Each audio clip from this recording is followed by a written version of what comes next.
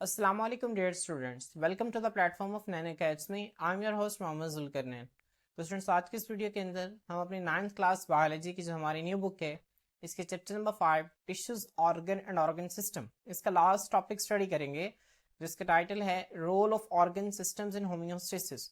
बच्चों हमने होम्योस्टेसिस से पिछले लेक्चर के अंदर पढ़ लिया। होम्योस्टेसिस क्या होता है? होम्योस्टेसिस हम कहते हैं कि होम्योस्टेसिस एक बॉडी की एक जानदार की वो सलाहियत है जिसमें बैरूनी माहौल में चाहे कोई तब्दीली आ जाए वो जो जानदार है या उसका जो जिस्म है वो अपने इंटरनल एनवायरनमेंट को क्या रखता है, स्टेबलाइज रखता है, उसमें तवाज़ुन बरकरार रखता है, उसके अंदर चेंजेस आने नहीं देता। ठीक है, हमने इसकी मिसाल जो है वो अलग अलग तरीकों से पढ़ी थी।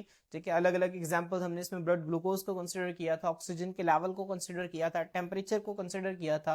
तो स्टूडेंट्स अगर आपने पिछला लेक्चर नहीं लिया तो आप वो जाके लेक्चर ले सकते हैं। तो स्टूडेंट्स आज हमने देखना है कि हमारी बॉडी के अंदर जो डिफरेंट ऑर्गन सिस्टम्स पाए जाते हैं और जिन ऑर्गन सिस्टम्स को हमने इससे पिछले लेक्चर के अंदर ऑर्गन सिस्टम्स इन ह्यूमंस के नाम से हमने काफी सारे ऑर्गन सिस्टम्स को डिटेल से पढ़ा। तो बच्चों वो जो ऑर्गन सिस्टम्स होते हैं वो हमारी बॉडी में होम्योस्टेसिस में किस तरह से अहम किरदार अपना अदा करते हैं, आज के लेक्चर के अंदर हमने इसको देखना है। Clear student? सबसे पहले स्टार्ट करते हैं। ठीक है, आपसे लॉन्ग क्वेश्चन में पेपर में पूछा जा सकता है तो आपने इसको इसी तरह से लिखना है। सबसे पहले आप होम्योस्टेसिस की डेफिनेशन लिखेंगे और फिर आप इसके रोल की हेडिंग देके और फिर आप इसको स्टार्ट करेंगे। ठीक है, तो several organ systems work together for homeostasis. कई सारे ऑर्गन सिस्टम्स हैं वो इकट्ठे काम करते हैं होम्योस्टेसिस के लिए, बॉडी के इंटरनल कंडीशंस को स्टेबलाइज करने के लिए। मिसाल के तौर पर अब स्टूडेंट्स बुक के में काफी सारे पॉइंट्स लिखे हुए हैं, इसके एग्जांपल्स के तौर पर आपने उन पॉइंट्स को लिखना नहीं है बल्कि उनकी हेडिंग्स भी बनानी है। बच्चों जैसे कि यहाँ पे देखें आपको नजर आ रहा है nervous system and endocrine system. अब यहाँ पे देख सकते हैं ना, आपको नजर आ रहा है nervous system and endocrine system. आपने इस तरह से इसकी हेडिंग बना लेनी है नर्वस सिस्टम और एंडोक्राइन सिस्टम की और फिर आपने इसको लिखना है। बच्चों आपने इसमें दो पार्ट्स लिखने हैं सिंपल। वो कहते हैं nervous system and endocrine system. देखिए अब देखें बच्चों, नर्वस सिस्टम को तो हमने पढ़ा हुआ है, नर्वस सिस्टम क्या होता है। अब एंडोक्राइन सिस्टम क्या होता है ये आप लोगों ने नहीं पढ़ा हुआ, मैं आपको इसके बारे में बता देता हूँ। नर्वस सिस्टम को तो मैं दोबारा बता देता हूँ। नर्वस सिस्टम में तीन चीजें आती हैं, एक आता है ब्रेन, एक आता है स्पाइनल कॉर्ड और एक आती है नर्व्स। ये तीन चीजें मिलकर बच्चों क्या बनाती हैं? ये बनाती हैं नर्वस सिस्टम। तो इसका तो आपको पता है। अब एंडोक्राइन सिस्टम बच्चों क्या होता है? एंडोक्राइन सिस्टम के अंदर ना हमारे पास आते हैं एंडोक्राइन ग्लैंड्स। क्या आते हैं बच्चों? Endocrine glands. मैं आपको ठीक है इसको थोड़ा सा मैं और डिटेल से बताता हूँ। मैंने आपको एक कॉन्सेप्ट दिया था ग्लैंड्स का, मैंने आपको बताया था ग्लैंड्स क्या होते हैं। हमारी बॉडी के अंदर ये ऐसे पार्ट्स हैं, ऐसे हिस्से हैं जो कि मुफीद चीजें खारिज करते हैं, यूजफुल सब्सटेंसेस को रिलीज करते हैं, हम ग्लैंड्स कहते हैं। अब बच्चों कुछ ग्लैंड्स ऐसे होते हैं कि वो जो मुफीद चीजें हैं ना उनको एक ट्यूब के जरिए खारिज करते हैं। किसके जरिए खारिज करते हैं? एक ट्यूब के जरिए खारिज करते हैं। ठीक है, और कुछ स्टूडेंट्स ग्लैंड्स ऐसे होते हैं जो कि उन यूजफुल सब्सटेंसेस को डायरेक्टली ब्लड में डाल देते हैं। कहां पे डाल देते हैं? डायरेक्ट ब्लड में डाल देते हैं।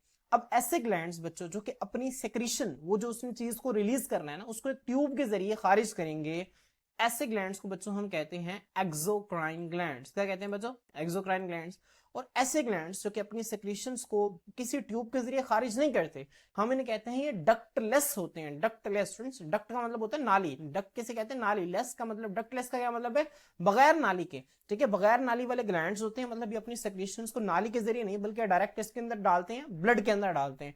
फिर जहां पे उन चीजों ने जाना होता है ना वो ब्लड के जरिए ही जाते हैं। क्लियर? तो स्टूडेंट्स एंडोक्राइन सिस्टम क्या है? ये हमारी बॉडी का एक ऑर्गन सिस्टम है जिसके अंदर काफी सारे एंडोक्राइन ग्लैंड्स आ जाते हैं। एंडोक्राइन ग्लैंड्स क्या होते हैं बच्चों? मैंने आपकी बुक में इसकी डेफिनेशन गिवन नहीं है लेकिन आप इसको लिख लीजिएगा। एंडोक्राइन ग्लैंड्स जो हैं ये डक्टलेस ग्लैंड्स होते हैं, ये बगैर नाली वाले ग्लैंड्स होते हैं एंड दे रिलीज हार्मोन्स। और बच्चों इनसे जो चीजें निकलती हैं उन्हें हम हार्मोन्स कहते हैं। और ये हार्मोन्स को डायरेक्टली ब्लड स्ट्रीम में क्या मतलब है? बहता हुआ जो ब्लड है हमारी बॉडी के अंदर, ठीक है, डायरेक्टली उसके अंदर डाल देते हैं। बच्चों इसकी कई सारे एग्जांपल्स हैं, पिट्यूटरी ग्लैंड है, थायराइड ग्लैंड है और इसकी बड़ी सारी एग्जांपल्स हैं। ठीक है, आप लोगों ने अभी इसको याद नहीं करना, आप एक याद रख लें, थायराइड ग्लैंड को आप याद रख लें। इसके एक एग्जांपल के तौर पर हमारे गले के अंदर ना ग्लैंड होता है, इससे हम थायराइड ग्लैंड कहते हैं। क्या कहते हैं बच्चों? Thyroid gland. ये एक एंडोक्राइन ग्लैंड है, ये अलग अलग फंक्शंस को परफॉर्म करता है। अब इसके फंक्शंस की डिटेल में मैं नहीं जा रहा क्योंकि हमारा टॉपिक नहीं है। तो बहरहाल आपको बताना बच्चों क्या मकसद था, आपको बताना मकसद ये था कि ताकि आपको एंडोक्राइन सिस्टम की समझ आ जाए। एंडोक्राइन सिस्टम क्या होता है बच्चों? ये एंडोक्राइन ग्लैंड से मिलकर बनता है। ठीक है, आपको पता है ना ऑर्गन सिस्टम अलग अलग ऑर्गन से मिलकर बनता है, तो एंडोक्राइन सिस्टम है जो बच्चों ये अलग अलग ऑर्गन से मिलकर बनता है। और वो कौन से ऑर्गन है बच्चों? वो सारे के सारे एंडोक्राइन ग्लैंड से मिलकर बना हुआ है। ये एंडोक्राइन ग्लैंड्स क्या होते हैं? ऐसे ग्लैंड्स जो कि अपनी सेक्रीशन को बगैर किसी नाली के डायरेक्ट ब्लड स्ट्रीम में डाल देते हैं। बहते हुए ब्लड स्ट्रीम का क्या मतलब है? जो हमारी बॉडी के अंदर फ्लोइंग ब्लड है इसके अंदर डाल देते हैं। इन ग्लैंड्स को हम बच्चों एंडोक्राइन ग्लैंड्स का नाम देते हैं, जबकि इसके ऑपोजिट हमारे पास होते हैं एक्सोक्राइन ग्लैंड्स, जो कि अपनी सेक्रीशंस को ट्यूब के जरिए खारिज करते हैं।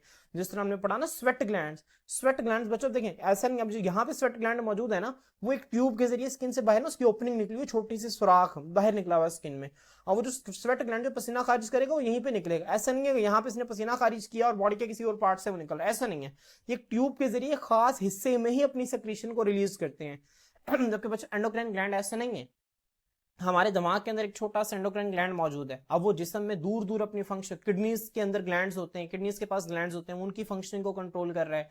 ठीक है, बॉडी में दूर दूर जो ग्लैंड, दूर दूर जो ऑर्गन्स पड़े हुए हैं ना, उनकी फंक्शनिंग को वो कंट्रोल कर रहा है। ठीक है, तो यहाँ पे ऐसा नहीं है, एक्सोक्राइन ग्लैंड्स में ऐसा नहीं होता, बल्कि एक्सोक्राइन ग्लैंड में वो जो सेक्रेशन है वो ट्यूब के जरिए खास जगह पे ही खारिज होती है। तो आपने इसको जहन में रखना है, मैंने आपको सीधा सीधा से इसके मतलब कुछ बातें बता दी हैं। ठीक है, अब स्टूडेंट्स नर्वस सिस्टम और एंडोक्राइन सिस्टम, ठीक है, अब ये दोनों है ना बच्चों, नर्वस सिस्टम भी और एंडोक्राइन सिस्टम भी, इसमें हमारे पास ब्रेन, स्पाइनल कॉर्ड और नर्व्स आ जाते हैं, इसमें एंडोक्राइन ग्लैंड्स आ जाते हैं। बच्चे क्या करते हैं, रेगुलेट करते हैं एंड कोऑर्डिनेट। कोऑर्डिनेट का मतलब मैंने आपको बताया था ना, काफी सारी चीजों का इकट्ठा मिलकर काम करना, ताकि बॉडी इफेक्टिवली काम कर सके, बॉडी अच्छे तरीके से फंक्शन को परफॉर्म कर सके, इसे कोऑर्डिनेशन कहते हैं। तो नर्वस सिस्टम और एंडोक्राइन सिस्टम क्या करते हैं बच्चों, एक तो बरकरार रखते हैं और कोऑर्डिनेट करते हैं, आपस में मिलाकर काम करते हैं एक्टिविटीज, ऐसी सरगर्मियों को जैसा कि हार्ट रेट, दिल की धड़कन, रेस्पिरेशन एंड मेटाबॉलिज्म। बच्चों मेटाबॉलिज्म क्या होता है, मैंने आप लोगों को पहले भी 12 मरतबा बताया हुआ है, बुक के ऊपर फिर लिखने अगर आप लोगों ने नहीं लिखा हुआ, all the chemical reactions taking place in an organism, ठीक है, इज कॉल्ड मेटाबॉलिज्म। एक जानदार के अंदर होने वाले तमाम केमिकल रिएक्शंस को मिलाकर हम बच्चों मेटाबॉलिज्म कहते हैं। क्या कहते हैं, मैं दोबारा रिपीट कर रहा हूं, एक जानदार के अंदर होने वाले हम तमाम केमिकल रिएक्शंस को क्या कहते हैं बच्चों, मिलाकर मेटाबॉलिज्म कहते हैं। तो बच्चों हमारी बॉडी में जो नर्वस सिस्टम है और जो एंडोक्राइन सिस्टम है, ये दिल की धड़कन, सांस की रफ्तार और हमारी बॉडी के अंदर जो होने वाले केमिकल रिएक्शंस है, ना सिर्फ इनको रेगुलेट करता है बल्कि इनको कोऑर्डिनेट करता है, इनको एक दूसरे के साथ मिलाकर काम करवाता है। मिसाल के तौर पर बच्चों जब हम एक्सरसाइज करते हैं, ठीक है, एक्सरसाइज करते हैं तो हमारी, आपने देखा होगा, हमारी सांस लेने की रफ्तार भी बढ़ जाती है, हमारे दिल की धड़कन भी बढ़ जाती है और हमारा मेटाबॉलिज्म भी तेज हो जाता है। मेटाबॉलिज्म तेज होने से क्या मुराद है, वो जो ग्लूकोज की ब्रेकडाउन है ना, C6H12O6, ठीक है, plus oxygen give us carbon dioxide, water और स्टूडेंट्स के साथ हमारे पास एनर्जी बनती है एटीपी की शक्ल में। ठीक है, अब ये मेटाबॉलिज्म है। अब हार्ट रेट भी तेज हो गया, रेस्पिरेशन भी तेज हो गया, मेटाबॉलिज्म भी तेज हो गई। ठीक है, तो अब इन सबको स्टूडेंट्स कोऑर्डिनेट किसने किया और रेगुलेट कौन कर रहा है, वो नर्वस सिस्टम और एंडोक्राइन सिस्टम कर रहे हैं। ठीक है, they also regulate to changes in the environment. बच्चों माहौल में जो तब्दीली आती है ना, उसको भी क्या करते हैं, रिस्पॉन्ड करते हैं। ठीक है, जैसे कि मैंने आपको कल एक एग्जांपल दी थी टेम्परेचर की, हमारी बॉडी का टेम्परेचर जब क्या हो जाता है, ज्यादा हो जाता है। मिसाल जैसे हम एक्सरसाइज वाली एग्जांपल पढ़ रहे हैं तो मैं आपको एक्सरसाइज ही की बता देता हूँ। जब हम एक्सरसाइज करते हैं तो हमारी बॉडी का टेम्परेचर बच्चों ज्यादा हो जाता है। अब जैसे ही हमारी बॉडी का टेम्परेचर क्या हो जाएगा, ज्यादा हो जाएगा, तो हमारी बॉडी का टेम्परेचर कम करना है। कम कौन करेगा बच्चों, फौरन से दिमाग पैगाम जाएगा, ठीक है, ब्रेन तक। ब्रेन का मैंने आपको बताया था ना, एक हमारे पास टेम्परेचर को रेगुलेट करने के लिए एक सेंटर होता है ब्रेन के अंदर, मैंने आपको कल नाम भी बताया था, इसे हम हाइपोथैलेमस कहते हैं। बच्चे जो हाइपोथैलेमस है ना, ये क्या करेगा, ये फौरन से पैगाम भेजेगा स्वेट ग्लैंड्स को, स्वेट ग्लैंड्स पसीना खारिज करना शुरू करेंगे और हमारी बॉडी का टेम्परेचर कम हो जाएगा। ठीक है, तो हमारे माहौल के अंदर बच्चों जो कोई भी तब्दीली आती है ना, चेंजेस आते हैं, ये नर्वस सिस्टम और एंडोक्राइन सिस्टम इनको भी क्या करते हैं बच्चों, रिस्पॉन्ड करते हैं। तो आपने इसको जहन में रखना है, आपने एंडोक्राइन ग्लैंड्स के बच्चों डेफिनेशन याद रख लेनी है, लिख लेनी है, ताकि आपको कोई भी पूछे हाँ भाई आपकी बुक में एंडोक्राइन सिस्टम जो है वो लफ्ज इस्तेमाल हुआ है, तो बताओ एंडोक्राइन सिस्टम क्या होता है, तो फौरन से बताएंगे कि सर एंडोक्राइन सिस्टम जो है ये एंडोक्राइन ग्लैंड से मिलकर बनता है। कोई पूछे कि एंडोक्राइन ग्लैंड्स क्या होते हैं, तो फौरन से बता देंगे कि ऐसे ग्लैंड्स जो कि अपनी सेक्रीशन को, ठीक है, बगैर किसी नाली के डायरेक्ट ब्लड में डाल देते हैं, इनको हम बच्चों हम क्या कहते हैं, हम एंडोक्राइन ग्लैंड्स कहते हैं। क्लियर। नेक्स्ट स्टूडेंट्स जो पॉइंट है आपके बुक के अंदर, उसमें आप हेडिंग बनाएंगे रेस्पिरेटरी सिस्टम की। किसकी हेडिंग बनाएंगे आप, रेस्पिरेटरी सिस्टम। रेस्पिरेटरी सिस्टम बच्चों मैंने आपको बताया हमारी बॉडी में सांस लेने का निजाम है। ठीक है, ये सांस की नाली पर मुश्तमिल होता है, जिसे हम विंड पाइप, इसे ट्रेकिया भी कहते हैं, इसे विंड पाइप भी कहते हैं, हमने पढ़ा था। उसके बाद ये ट्रेकिया यहाँ पे इस तरह दो हिस्सों में डिवाइड होता है बच्चों, इनको हम ब्रोंकाई कहते हैं, ये बात भी हमने रेस्पिरेटरी सिस्टम में पढ़ी थी। ठीक है बच्चों, यहाँ पे देखें, respiratory system ensures that the body receives enough oxygen for cellular respiration। बच्चों cellular respiration क्या होता है, ठीक है, देखें वो जो रिएक्शन मैं आपके सामने बार बार लिखता रहा हूँ ना, C6H12O6 प्लस ऑक्सीजन, ठीक है, give us carbon dioxide and water, ठीक है, और साथ इसमें क्या बनती है बच्चों, एटीपी बनती है। इस रिएक्शन को हम कहते हैं सेलुलर रेस्पिरेशन। क्या कहते हैं बच्चों, सेलुलर रेस्पिरेशन कहते हैं। वैसे हम इसको बायोएनर्जेटिक्स का हमारा एक पूरा चैप्टर है, वहां पे हम इसको डिटेल से स्टडी करेंगे। अभी आपने इसको ध्यान में रखना है कि इस रिएक्शन को हम क्या कहते हैं, सेलुलर रेस्पिरेशन कहते हैं। सेलुलर रेस्पिरेशन एक ऐसा प्रोसेस है जिसमें ग्लूकोज को ऑक्सीजन की मौजूदगी में तोड़ा जाता है और इससे कार्बन डाइऑक्साइड, वाटर और एटीपी निकलती है। ठीक है, अब बच्चों सेलुलर रेस्पिरेशन के लिए क्या चाहिए होती है? इसके लिए चाहिए ऑक्सीजन, क्योंकि ऑक्सीजन होगी तो ग्लूकोज ऑक्सीजन की मौजूदगी में टूटेगी ना।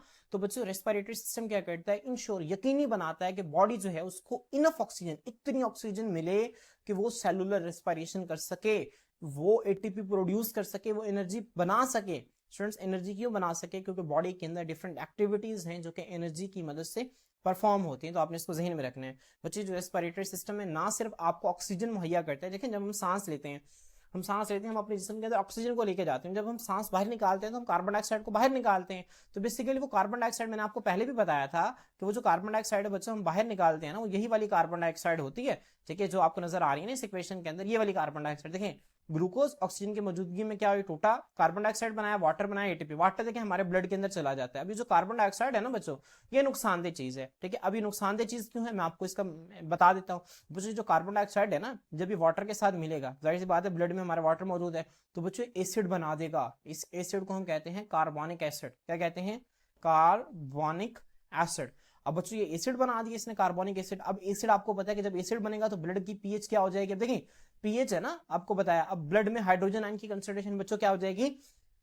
ज्यादा हो जाएगी, जिसकी वजह से जो ब्लड की पीएच है ना बच्चों, वो ज्यादा एसिडिक हो जाएगी। समझ आ रही है? अब ब्लड की पीएच ज्यादा जब एसिडिक होगी तो ये बॉडी के लिए नुकसानदेह चीज है।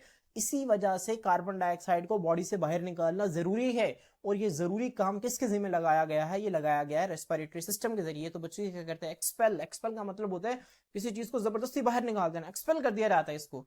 एक्सेस कार्बन डाइऑक्साइड, इजाफी कार्बन डाइऑक्साइड होता है फ्रॉम द बॉडी, उसको जिस्म से क्या कर दिया जाता है बच्चों?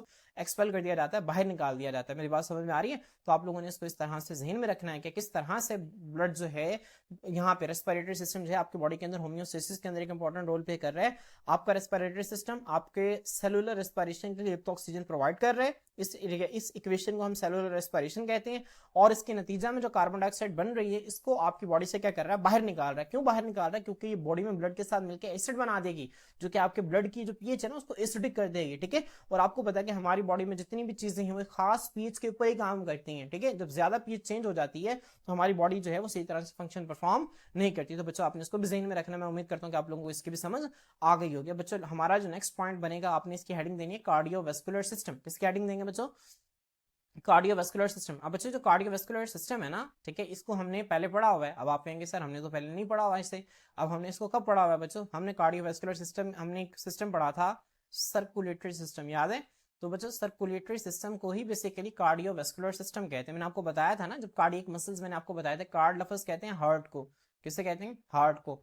वेस्कुलर कहते हैं वेसल्स को। और यहाँ पे मुराद कौन सी वेसल्स है? तो यहाँ पे मुराद है ब्लड वेसल्स। ठीक है, तो cardiovascular system basically circulatory system है जिसके अंदर तीन चीजें आती हैं। एक आता है दिल, एक आती हैं ब्लड वेसल्स, और बच्चों तीसरी चीज आती है ब्लड, खून। ठीक है, कौन कौन सी तीन चीजें आती हैं कार्डियोवैस्कुलर सिस्टम? आपसे पूछ लिया, आपसे सर्कुलेटरी सिस्टम पूछे, बात एक है ब्लड, ब्लड वेसल और हार्ट। ये तीन चीजें कार्डियोवैस्कुलर सिस्टम के अंदर आती हैं। बच्चों देखिए कार्डियोवैस्कुलर सिस्टम प्लेज रोल। ठीक है, अब ये क्या करता है बच्चों? एक रोल, एक किरदार अदा करता है इन रेगुलेटिंग बॉडी टेम्परेचर को रेगुलेट करने के अंदर, एंड पीएच लेवल्स, और पीएच लेवल को मेंटेन करने के अंदर कार्डियो सिस्टम जो है वो एक इंपॉर्टेंट रोल प्ले करता है। बच्चों हमने सिर्फ इसको लाइन को याद ही नहीं रखना कि कार्डियोवैस्कुलर सिस्टम अच्छा परफॉर्म करता है, हमने ये भी देखना है कि कैसे करता है, क्योंकि हम जो है यहाँ पे क्वालिटी लेक्चर्स आपको प्रोवाइड करने हैं। तो मैं आपको बता दूं कि किस तरह से करता है। अच्छा देखिए, टेम्परेचर को किस तरह से रेगुलेट करता है। अक्सर आपने देखा होगा गर्मियों के अंदर ना आपकी बॉडी से ना हीट निकल रही होती है। आप बॉडी के किसी भी पार्ट को हाथ लगा के देखें ना, वो गर्म होता है। बच्चों आमतौर पे होता क्या है, हमारी बॉडी के अंदर गर्मियों के अंदर हमारी बॉडी का टेम्परेचर ज्यादा हो जाता है। तो ज्यादा हो जाने की वजह से क्या होता है, हमारे ना ये खून की हमारी जो ब्लड वेसल्स है ना, जो खून की नालियां बच्चों, इनके अंदर होते हैं स्मूथ मसल्स। ये हमने पढ़ा था ना चैप्टर नंबर 3 के अंदर, यहाँ पे स्मूथ मसल्स मौजूद होते हैं। अब बच्चों गर्मियों में क्या होता है, जो स्मूथ मसल्स है ना रिलैक्स कर जाते हैं। रिलैक्स का मतलब खून की नालियां ना बड़ी हो जाती हैं इस तरह से। अब इनके अंदर ज्यादा खून आता है। जब ज्यादा खून आता है ना बच्चों, उसका होता क्या है, उसका फायदा क्या होता है? जब यहाँ पे ज्यादा खून आएगा तो ज्यादा हीट बॉडी से बाहर डिसिपेट होगी। समझ आ रही है? वो कहते हैं ना जिस्म से हीट निकल रही है, बॉडी से हीट निकल रही होती है। बॉडी को हाथ लगा के देंगे गर्म होती है गर्मियों में। तो बच्चों जो हीट है ना वो बॉडी से बाहर निकल रही होती है। मेरी बात समझ में आ रही है? ठीक है, आपने इसको जहन में रखना है। ठीक है, गर्मियों में क्या होता है, हमारा ये जो वेजोडाइलेशन हुई, इस प्रोसेस को कहते हैं वेजोडाइलेशन। ठीक है, क्या कहते हैं बच्चों इसे? वेजोडाइलेशन। मतलब ब्लड वेसल्स का डायलेट कर जाना, फैल जाना। ठीक है, यहाँ पे जो वेजोडाइलेशन है ये क्या करती है, बॉडी से ज्यादा हीट को बाहर निकाल देती है। अब देखें अब कार्डियोवैस्कुलर सिस्टम ने क्या किया, आपकी बॉडी के टेम्परेचर को मेंटेन किया। इस तरह बच्चों अगर आप सर्दियों में देखें तो सर्दियों में होता क्या है, आपने देखा होगा आपके हाथ ना बिल्कुल शल हुए होते हैं, ठीक है, बिल्कुल जो है वो ठंडे हुए होते हैं, और आपकी जो मेन बॉडी का ये ऑर्गन है ना, मेन ट्रंक है, जो सिर्फ यहाँ पे जो है वो हीट होती है। आप इसको लगाएंगे गर्म होगा, आप हाथों को लगाएंगे ना, टच करेंगे तो बिल्कुल ठंडे हुए होंगे। तो सर्दियों में क्या होता है बच्चों, आपके हाथों के अंदर ना जो खून की नालियां ना, वहां पे स्मूथ मसल बिल्कुल कॉन्ट्रैक्ट कर जाते हैं और उनको बिल्कुल तंग कर देते हैं, और उनको बहुत कम ऑक्सीजन सप्लाई करते हैं, ठीक है, बहुत कम उनको ब्लड सप्लाई करते हैं। अब बच्चों इस प्रोसेस को कहते हैं वेजो कंस्ट्रक्शन। क्या कहते हैं बच्चों, वेजो कंस्ट्रक्शन। वेजो मतलब ब्लड वेसल्स, कंस्ट्रक्शन का क्या मतलब होता है, सुकड़ जाना। यहाँ पे क्या हुआ, खून की नालियां फैल गई, यहाँ पे क्या हुआ, खून की नालियां सुकड़ गई। अब खून की नालियों को सुकड़ने से हुआ क्या है यहाँ पर, अब यहाँ पे देखें बहुत कम ब्लड जा रहा है। ब्लड कम जाने का मकसद क्या है, सर्दियों में देखें एक तो हमारी बॉडी का टेम्परेचर जो है वो पहले ही कम होना चाह रहा है। हमारी बॉडी का टेम्परेचर 37 डिग्री सेल्सियस है। अगर बिलफर्ज हम यहाँ पे ज्यादा ब्लड भेज देंगे तो वो टेम्परेचर तो बाहर चला जाएगा, हमारी बॉडी का टेम्परेचर तो कम हो जाएगा, क्योंकि बाहर टेम्परेचर कम है, हमारी बॉडी का टेम्परेचर ज्यादा है, तो हीट पूरी कोशिश करेगी कि मैं जो हूं इसकी जिस्म से बाहर निकल जाऊं, ठीक है। इसी वजह से बच्चों सर्दियों में क्या करते हैं, हम गर्म कपड़े पहनते हैं ताकि हम अपने बॉडी के टेम्परेचर को मेंटेन कर सकें, बॉडी की हीट को बाहर निकलने ना दें, ठीक है, आपने इसको जहन में रखना है। अब बच्चों इसमें सामने देखें ये ब्लड वेसल्स यहाँ पे कंस्ट्रिक्ट करके टेम्परेचर को मेंटेन कर रही है, और यहाँ पे ब्लड वेसल्स फैल के टेम्परेचर को मेंटेन कर रही हैं। तो देखिए यहाँ पे कार्डियोवास्कुलर सिस्टम जो है वो रोल प्ले करता है टेम्परेचर को रेगुलेट करने में। इसका समझ में पीएच को कैसे रेगुलेट करता है बच्चों, मैंने अभी आपको ऊपर अभी आपको मैंने बताया ये वाला, देखें ये देखिए यहाँ पे कार्बन डाइऑक्साइड और वाटर मिलकर कार्बोनिक एसिड बना देते हैं। अब ब्लड क्या करता है बच्चों, ब्लड कार्बन डाइऑक्साइड को फौरन से लंग्स के पास लेके जाते हैं कि भाई लंग्स इस कार्बन डाइऑक्साइड को ले लो, इसको बॉडी से बाहर निकाल दो। क्यों, क्योंकि बॉडी की पीएच को खराब कर रही है, बॉडी की पीएच को तंग कर रही है, तो लंग्स क्या करते हैं, इस कार्बन डाइऑक्साइड को बाहर निकाल देते हैं। तो बच्चों ये कार्डियोवास्कुलर सिस्टम है इस तरह बॉडी की पीएच लेवल को भी मेंटेन करता है। क्यों, क्योंकि इजाफी कार्बन डाइऑक्साइड को लंग्स के पास लेके जाता है ताकि उसे बाहर निकाल सके, ठीक है बच्चों। इसके मैं उम्मीद करता हूँ कि आप लोगों को इसकी बेहतरीन जो है वो अंडरस्टैंडिंग हो गई होगी। इसके बाद बच्चों हम जो नेक्स्ट देखते हैं, नेक्स्ट पॉइंट है हमारा पास, वो क्या है, वो कहते हैं it also ensures that all cells receive necessary substances for proper function, ठीक है। वो कहते हैं कि इस बात को भी यकीन, इंश्योर का मतलब होता है यकीनी बनाना, इस बात को भी यकीनी बनाता है कि हमारी बॉडी के अंदर जितने भी सेल्स हैं वो रिसीव करें, वो वसूल कर सकें नेसेसरी सब्सटेंसेस, जो जरूरी चीजें हैं, जरूरी अशिया हैं फॉर प्रॉपर फंक्शन, मुनासिब काम के लिए, ठीक है। आपने इस चीज को भी ध्यान में रखना है, इस बात को भी यकीनी बनाता है कि हमारे जो सेल्स हैं वो नेसेसरी सब्सटेंसेस के लिए, ठीक है ना, जो प्रॉपर फंक्शनिंग के लिए जो जरूरी चीजें हैं ना, इसको भी रिसीव। मिसाल के तौर पर स्टूडेंट्स मैं आपको बताता हूँ, हमारी बॉडी को काम करने के लिए क्या चाहिए, ग्लूकोज चाहिए। तो ग्लूकोज कौन सप्लाई करता है, ब्लड सप्लाई करता है। ब्लड किसका पार्ट है, कार्डियोवास्कुलर सिस्टम का। हमारी बॉडी को काम करने के लिए ऑक्सीजन चाहिए, ऑक्सीजन कौन सप्लाई करता है, ब्लड सप्लाई करता है, ठीक है। तो ये इस बात का यकीनी बनाता है कि तमाम सेल्स को जो है वो मुनासिब चीजें मिल जाएं, जो कि उन्हें मुनासिब प्रॉपर फंक्शनिंग के लिए, सही तरीके से काम करने के लिए चाहिए होती हैं। तो स्टूडेंट्स मैं उम्मीद करता हूँ कि आप लोगों को इसकी भी समझ आ गई होगी। नेक्स्ट आपने हेडिंग बनानी है डाइजेस्टिव सिस्टम की। डाइजेस्टिव सिस्टम बच्चों क्या करता है, works for the proper distribution of nutrients to cells. अब देखिए यहाँ पे होता क्या है बच्चों, ये आपके सामने डाइजेस्टिव सिस्टम है।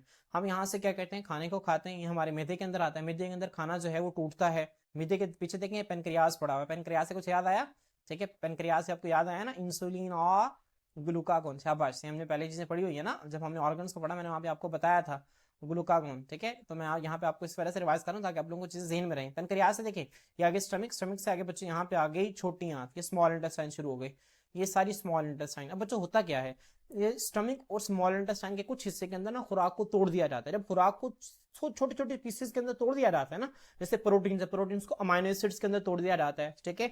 जो हमारे पास कार्बोहाइड्रेट्स होते हैं उनको ग्लूकोज के अंदर तोड़ दिया जाता है। तो बच्चों फिर उनको क्या करवा दिया जाता है, उनको जिस्म के अंदर जज्ब करवा लिया जाता है, ठीक है।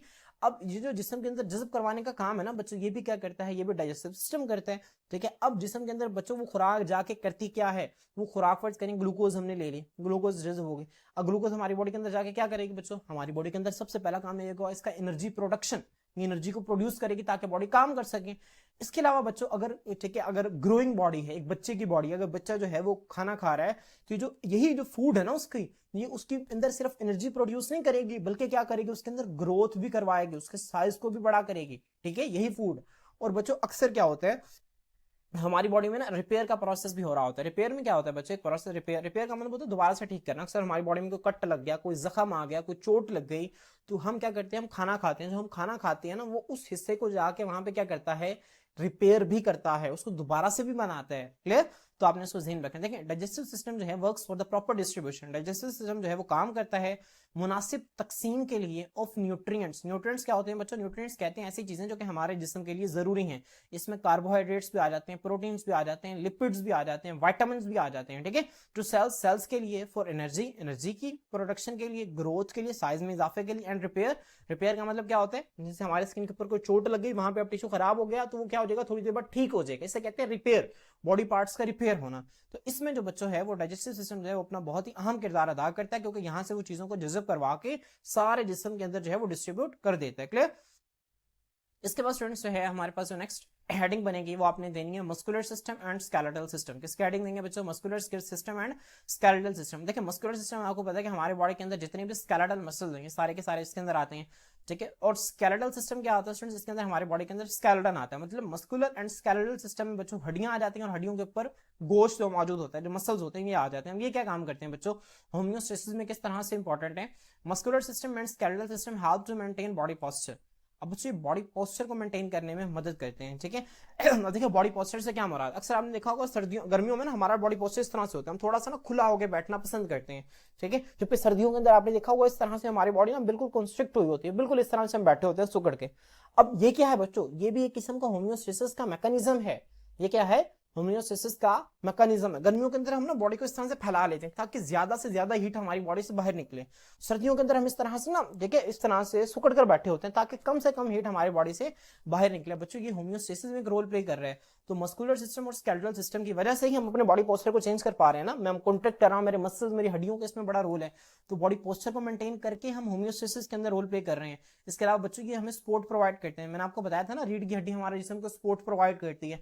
जब हम सीधा खड़े रहते हैं तो हमारी बॉडी के बहुत सारे इंपॉर्टेंट फंक्शंस हो रहे होते हैं एंड मूवमेंट, और हमें चलने में मदद देते हैं। और स्टूडेंट्स मूवमेंट से भी बहुत सारे होम्योस्टेसिस के जो फंक्शंस है ना वो परफॉर्म होते हैं, ठीक है। होम्योस्टेसिस हमारी बुक के अंदर इतना डिटेल्स नहीं है, इंशाल्लाह हम इसको 10th क्लास के अंदर होम्योस्टेसिस हमारा एक डिटेल से चैप्टर होगा, वहां हम इसको डिस्कस करेंगे। क्लियर? इसके बाद स्टूडेंट्स नेक्स्ट जो है वो है यूरिनरी सिस्टम। अब यूरिनरी सिस्टम क्या होता है स्टूडेंट्स? ये हमारी बॉडी का एक सिस्टम है जो कि हमारी बॉडी के अंदर पेशाब, यूरिन को बनाता है, ठीक है।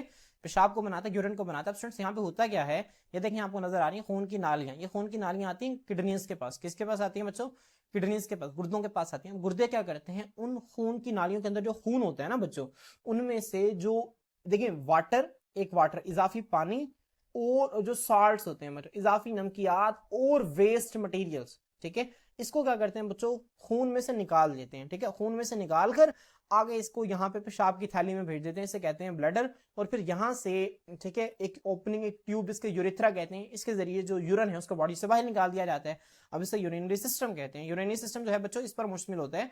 इसमें हमारे पास गुर्दों का एक जोड़ा आ जाता है, इन्हें कहते हैं किडनीज, ठीक है। किडनी से ना इस तरह से दो नालियां निकलती हैं जो कि पेशाब को गुर्दों से, ठीक है, पेशाब की थैली जिसे हम यूरिनरी ब्लैडर कहते हैं यहाँ तक लेके आते हैं। इनको हम कहते हैं यूरेटर्स।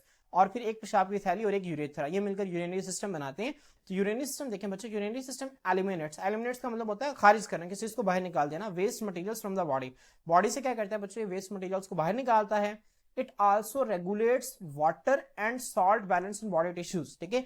ये हमारे बॉडी टिश्यूज के अंदर पानी और नमकियात का तवाजुन कायम रखता है। कैसे बच्चों? अक्सर आप देखते हैं कि जब आप, ठीक है, ज्यादा पानी पीते हैं ना, ज्यादा पानी पीते हैं तो जो यूरिन है ना वो ज्यादा प्रोड्यूस होता है, यूरिन की प्रोडक्शन ज्यादा होती है। जब आप कम पानी पीते हैं यूरिन की प्रोडक्शन क्या होती है? कम होती है। अब देखें जब हम ज्यादा पानी पीते हैं तो हमारी बॉडी टिश्यूज के अंदर, हमारी बॉडी टिश्यूज का क्या मतलब है? हमारी जो बॉडी ऑर्गन्स हैं यहाँ पर पानी का लेवल क्या हो गया? ज्यादा हो गया। और आपको पता है कि हमारी बॉडी जो है वो हर चीज को एक नॉर्मल रेंज में रखना चाहती है, कोई भी चीज ज्यादा उससे बर्दाश्त नहीं है। तो जब ज्यादा पानी हो जाएगा ना तो बॉडी क्या करेगी? बॉडी किडनीज को कहेगी कि भाई इजाफी पानी को क्या करो? बाहर निकाल। तो किडनीज क्या करेंगे बच्चों? ब्लड से जो है उस वाटर को लेके, ठीक है, यूरिन में निकाल देंगे। इस तरह सॉल्ट्स बच्चों हमारी, हम नॉर्मल बहुत सारी, ठीक है, चीजों के अंदर हम सॉल्ट्स को ले रहे होते हैं। हमारे खुराक के अंदर सॉल्ट्स होते हैं, हमारे वाटर के अंदर भी सॉल्ट्स होते हैं। तो बच्चों जो सॉल्ट जब हमारी बॉडी के अंदर जाते हैं तो बाज़ औक़ात क्या होता है, कुछ सॉल्ट्स के लेवल हमारी बॉडी में ज्यादा हो जाते हैं। जो ज्यादा सॉल्ट्स है ना इनको भी किडनीज क्या करती हैं? यूरिन में खारिज कर देती हैं। तो बच्चों जो यूरिनरी सिस्टम में किस तरह से होम्योस्टेसिस के अंदर रोल प्ले करता है, ये हमारे बॉडी टिश्यूज के अंदर वाटर और सॉल्ट्स को क्या करता है? बैलेंस रखता है, ठीक है। इन दिस वे, इस तरीके से इट मेंटेन्स ब्लड वॉल्यूम। अब बच्चों ब्लड वॉल्यूम का मेंटेन करते हैं। ब्लड वॉल्यूम का क्या मतलब है बच्चों? देखिए फर्ज करें हमने पानी ज्यादा पी लिया तो वो जो पानी है ना बच्चों वो कहाँ पे अब्जॉर्ब होगा? हमारे ब्लड के अंदर जाएगा। अब जब बच्चों जब पानी हमारे ब्लड के अंदर जाएगा, अब फर्ज करें हमने ज्यादा पानी पी लिया, ब्लड के अंदर ज्यादा पानी आ गया, तो ब्लड का वॉल्यूम क्या हो जाना चाहिए? ज्यादा। देखिए आमतौर पर जो अडल्ट पर्सन में ब्लड का वॉल्यूम है ना वो 5 लीटर होता है। कितना होता है? 5 लीटर। फर्ज करेंगे आपने ज्यादा पानी पी लिया, ब्लड का जो वॉल्यूम है वो 5.5 लीटर हो गया, फर्ज करें।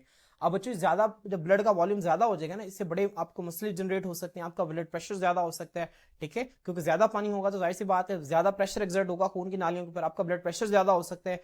तो बच्चों ये क्या करता है, किडनीज क्या करती है सिलसिले में, जो इजाफी पानी है ना ऊपर वाला 5 लीटर को रखेंगे, बाकी जो आधा लीटर है उसको बाहर निकाल देंगे, ठीक है। तो स्टूडेंट इस तरह से ब्लड के वॉल्यूम को मेंटेन रखती है, मतलब जितना ब्लड का वॉल्यूम है ना 5 लीटर एक अडल्ट पर्सन के अंदर, इसको मेंटेन रखती है। इसके अलावा ब्लड प्रेशर, जाहिर सी बात है, देखिए ना मैंने आपको बताया ब्लड वॉल्यूम, जब ब्लड वॉल्यूम डिस्टर्ब होगा तो जब ब्लड वॉल्यूम ज्यादा हो जाएगा तो ब्लड प्रेशर भी ज्यादा हो जाएगा, तो ये ब्लड वॉल्यूम को कम करेंगे तो ऑटोमेटिकली ब्लड प्रेशर भी कंट्रोल करेंगे। And pH levels, students pH levels क्या होते हैं हमारी बॉडी में, मैंने आपको बताया कि पीएच जो है वो एक स्केल है जो कि किसी भी चीज की एसिडिक या बेसिक मीडियम को मालूम करने के लिए इस्तेमाल होते हैं। तो फर्ज करें कि हमारे बॉडी के अंदर जो है ज्यादा एसिडिटी हो गई है। अब स्टूडेंट ज्यादा एसिडिटी का मतलब क्या है, ज्यादा हाइड्रोजन आयंस आ गए हैं, तो किडनीज क्या करती हैं बच्चों, उस इजाफी हाइड्रोजन आयंस को यूरिन के जरिए बाहर निकाल देती हैं, जिसकी वजह से बॉडी में पीएच क्या हो जाती है, मेंटेन हो जाती है, नॉर्मल हो जाती है।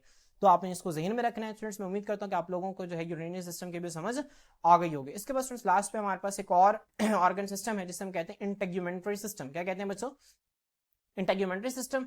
इसमें हमारे पास क्या आता है बच्चों, इसमें हमारे पास स्किन आ जाती है, स्किन के बाद हमारे पास हेयर आ जाते हैं, हेयर के बाद बच्चों हमारे पास इसके अंदर नेल्स आ जाते हैं, नाखून आ जाते हैं, ठीक है। मतलब हमारी बॉडी की जो बाहर वाली शीट है ना, आप ये समझे हमारी बॉडी के ना बाहर एक शील्ड मौजूद है, प्रोटेक्टिव शील्ड, जो कि हमारे बॉडी को अंदर से हिफाजत फराहम कर रही है, ठीक है। हमारी जितनी भी स्किन है आप बॉडी के ऊपर देख रहे हैं, स्किन के बाद हमारी जो हेयर्स हैं, ठीक है, बालों की हेयर्स, आईब्रोज, आई लैशेस, ठीक है, इसके बाद हमारे स्किन के ऊपर जो हेयर्स मौजूद हैं ये, उसके बाद नाखून, बच्चों ये सारी की सारी जो हैं ये मिलकर एक ऑर्गन सिस्टम बनाते हैं। इसको हम नाम देते हैं इंटेग्यूमेंट्री सिस्टम। किसका क्या नाम है स्टूडेंट, इन मेरे साथ पढ़े, इंटेग्यूमेंट्री, क्या नाम है, इंटेग्यूमेंट्री सिस्टम। क्या नाम है बच्चों इसका, इंटेग्यूमेंट्री सिस्टम। ये हमारे स्किन का स्ट्रक्चर है। जब हम स्किन को देखते हैं ना माइक्रोस्कोप के नीचे तो हमें ये स्ट्रक्चर नजर आते हैं, ठीक है, आपको नजर आ रहे हैं, आप देखें स्वेट ग्लैंड्स पड़े हुए हैं, ठीक है। ये स्वेट ग्लैंड्स क्या करते हैं, पसीना खारिज करते हैं। हम एक्राइन स्वेट ग्लैंड्स क्या होते हैं बच्चों, ठीक है, ये हमारा टॉपिक नहीं है, ठीक है, डिटेल में चला जाएगा, हम इसको इंशाल्लाह चैप्टर में 10 के अंदर जब हम हार्मोन्स को स्टडी करेंगे ना तब मैं आपको इसको बताऊंगा कि एक्राइन स्वेट ग्लैंड्स होते क्या हैं। तो बच्चों ये स्किन सरफेस है और ये पोर्स है। पोर्स मतलब वो जो सुराख, जो स्वेट ग्लैंड्स के जहां से पसीना निकलता है हमारे जिस्म के अंदर। देखिए यहाँ पे मैंने आपको बताया था ना, स्वेट ग्लैंड्स हैं एक्सोक्राइन ग्लैंड्स। एक्सोक्राइन ग्लैंड्स का क्या मुराद है, ये अपनी सेक्रेशंस को एक ट्यूब के जरिए खारिज करते हैं, ठीक है। देखिए यहाँ पे ट्यूब निकल रही है, यहाँ से जो पसीना खारिज करेगा वो इसी ट्यूब के जरिए यहाँ पे अपीयर हो जाएगा कतरे की शक्ल में, ठीक है। तो ये हमारे पास क्या है, ये एक्सोक्राइन ग्लैंड्स हैं, स्वेट ग्लैंड्स हैं। अब ये स्किन है, स्किन के अंदर यहाँ पे देखें आप ये हेयर्स मौजूद हैं। तो ये सारे मिलाकर क्या बनाते हैं बच्चों, इंटेग्यूमेंट्री सिस्टम बनाते हैं। इंटेग्यूमेंट्री सिस्टम देखें acts as a barrier, barrier का मतलब होता है रुकावट, टू प्रोटेक्ट, हिफाजत के लिए द बॉडी जिस्म का फ्रॉम एक्सटर्नल फैक्टर्स, जो बाहर के फैक्टर्स है ना, जो बाहर की चीजें हैं उनसे हमारे जिस्म की हिफाजत के लिए जो इंटेग्यूमेंट्री सिस्टम है हमारी बॉडी का एक रुकावट के तौर पर, एक बैरियर के तौर पर काम करता है, ठीक है। बाहर से जरासीम, ये हमारी स्किन है ना, हमारे बैरियर है, बाहर से जरासीम हमारे जिस्म के अंदर नहीं आ रहे, क्यों, क्योंकि हमारी स्किन है ऊपर, कहीं से अगर खुदा ना खास्ता स्किन डैमेज हो जाए तो फौरन से वहां पे इन्फेक्शन हो जाता है, क्यों, क्योंकि बाहर जरासीम जो है वो हमारे जिस्म के अंदर आने के लिए रेडी बैठे हैं, तैयार बैठे हैं, तो फौरन से वो हमारे जिस्म के अंदर आते हैं, ठीक है। इसके बाद स्टूडेंट्स वो क्या है, it also helps to regulate temperature through sweating. अब ये जो इंटेग्यूमेंट्री सिस्टम जिसके अंदर स्किन आती है बच्चों, ये क्या करती है, थर्मो रेगुलेशन करवाती है स्वेटिंग के जरिए, हमारी बॉडी का जो टेंपरेचर है उसको रेगुलेट करती है। कैसे रेगुलेट करती है, स्वेटिंग के जरिए, स्वेट खारिज करती है, पसीना खारिज करती है, और वो पसीना जो है वो इजाफी हीट को लेकर बॉडी से, ठीक है, वो इवापोरेट हो जाता है। तो स्टूडेंट्स यहाँ तक हमारा इंटेग्यूमेंट्री सिस्टम भी क्लियर हो गया। तो स्टूडेंट्स मैं उम्मीद करता हूँ कि आप लोगों को आज का लेक्चर जो है बहुत अच्छे तरीके से समझ में आया होगा। ये बहुत इंपॉर्टेंट लॉन्ग क्वेश्चन है कि इंपॉर्टेंस लिखें, किसकी इंपॉर्टेंस लिखें बच्चों, ऑर्गन सिस्टम्स की होम्योस्टेसिस, होम्योस्टेसिस में ऑर्गन सिस्टम्स की क्या इंपॉर्टेंस है, क्या अहमियत है। तो मैं उम्मीद करता हूँ कि आप लोगों को आज का लेक्चर बहुत अच्छे तरीके से समझ में आ गया होगा, आप लोगों ने इसे अच्छी तरह से याद रखना है। अगर आपका इस लेक्चर के हवाले से किसी भी किस्म का कोई भी क्वेश्चन हो तो आप कमेंट सेक्शन के अंदर पूछ सकते हैं। आज के लिए इतना ही, अल्लाह हाफिज।